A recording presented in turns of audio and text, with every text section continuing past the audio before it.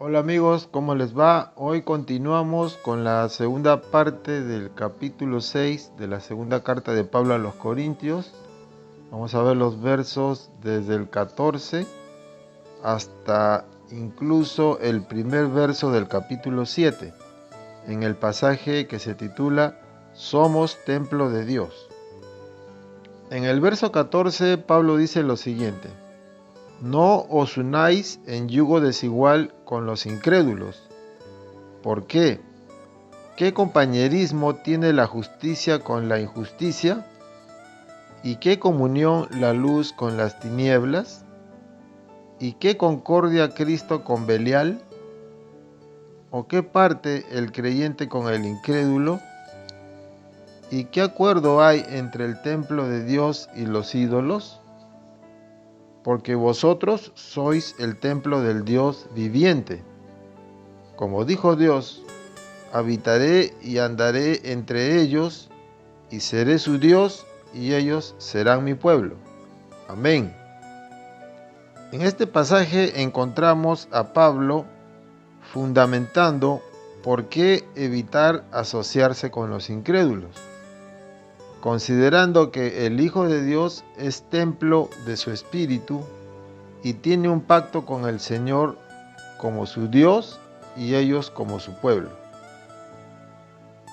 Este pasaje se usa mucho en la consejería a los jóvenes para sus relaciones amorosas, pero también se puede aplicar a las relaciones comerciales en las que una, entre comillas, asociación desigual, tarde o temprano tendrá desacuerdos, sobre todo cuando haya conflictos en cuanto a los principios cristianos que podemos encontrar en la palabra.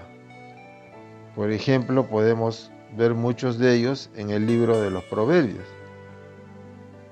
La palabra dice en 1 Corintios 3, 16, 17 que somos templo de Dios, quien es santo, y destruirá al que intente destruirlo.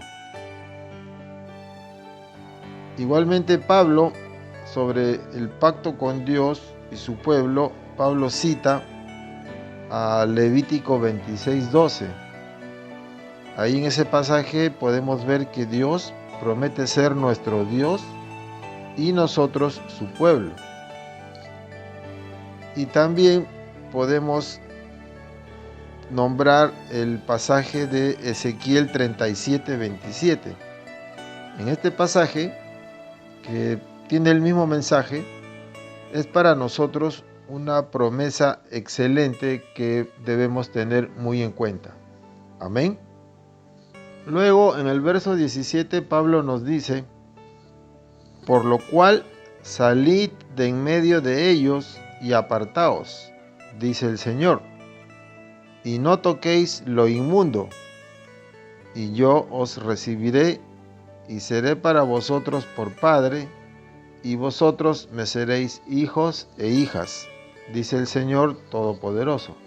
Amén.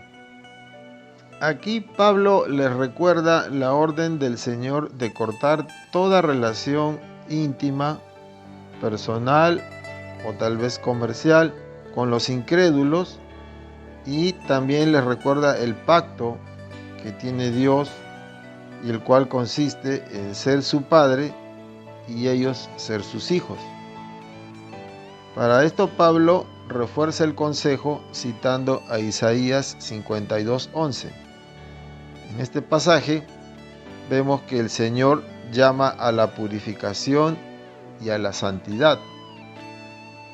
Y encontramos también un pasaje concordante con este que lo podemos ver en 2 de Samuel 7:14, en donde a través del profeta Natán, Dios hace una promesa para Salomón, que más adelante llegaría a ser el rey de Israel. La resistencia a cortar estas relaciones entre creyentes e incrédulos, y que obviamente el Señor desaprueba, decimos que la resistencia es natural, es lógica, Pero si queremos agradar a Dios, pues sencillamente debemos obedecer. Por eso siempre es recomendable pedir consejería pastoral para confrontar con la palabra y con la ayuda de los líderes de la congregación a fin de poder tomar una decisión, la cual definitivamente va a ser una decisión trascendental para nuestro crecimiento y nuestra madurez espiritual. Amén. Ya pasando al capítulo 7, en el primer verso, Pablo dice lo siguiente: así que, amados, puesto que tenemos tales promesas, limpiémonos de toda contaminación de carne y de espíritu, perfeccionando la santidad en el temor de Dios. Amén. Finalmente vemos que Pablo les exhorta a esforzarse por avanzar en su camino a la santidad, limpiándose de toda contaminación, tanto del cuerpo como contaminación espiritual, sin olvidar las promesas del Señor para ellos. Cuando aceptamos a Cristo como nuestro Señor y Salvador personal, experimentamos automáticamente nuestra conversión en hijos de Dios. Recibimos el Espíritu Santo y nacemos nuevamente, pero nacemos espiritualmente. Entonces llegamos con nuestra naturaleza caída, nuestra naturaleza pecaminosa, que nos incita a pecar. Por eso el Espíritu Santo que mora en nosotros nos ayuda en el proceso de avanzar en nuestra santidad para alejarnos del pecado. Pero finalmente depende de nosotros que lo escuchemos, y como dice la palabra en Efesios 5:18, nos conviene dejar que sea el Espíritu Santo quien tome control de nuestros actos y de nuestros pensamientos.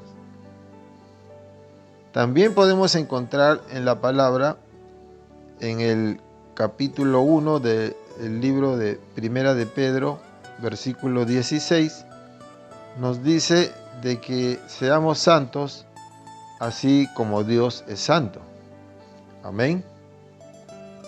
Como conclusión, podemos decir de que debemos buscar, como hijos de Dios, el evitar relaciones íntimas con los incrédulos y más bien tratar de llevarlos a Cristo, tratar de que se decidan por Cristo antes de entrar en la relación. Pero mientras tanto, mientras eso no suceda, debemos evitarla, debemos cortarla.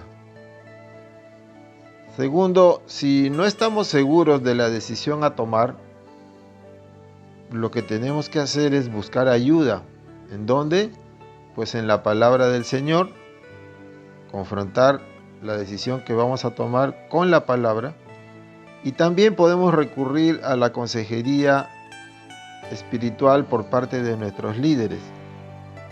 Ellos no van a decidir por nosotros, pero sí nos pueden ayudar en el proceso en base justamente a lo que manda Dios en su palabra. Y por último, debemos aconsejar a nuestros hijos naturales o nuestros hijos espirituales, en este tema, en este tan importante tema del yugo desigual como lo conocemos, y por sobre todo ayudarles a que mantengan su fidelidad, a que sean fieles a Dios. Hasta aquí este tiempo de meditación en la palabra. Yo me despido dándoles para todos la bendición y esperando que esta meditación haya sido de edificación para todos. Gracias y ya nos vemos en una próxima oportunidad si Dios lo permite. Hasta luego.